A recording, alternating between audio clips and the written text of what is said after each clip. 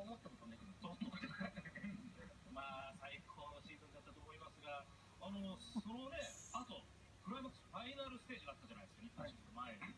8割3分3厘。すごい数字ですね。そうですね、自分でもね、なんでここまで打てたかっていうのも、ちょっとわからないんですけど、ただし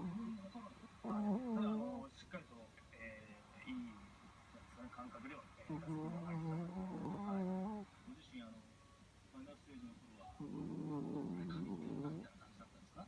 そうですね、ちょっと怖かったですね。怖かった。はい。打ちすぎて。はい。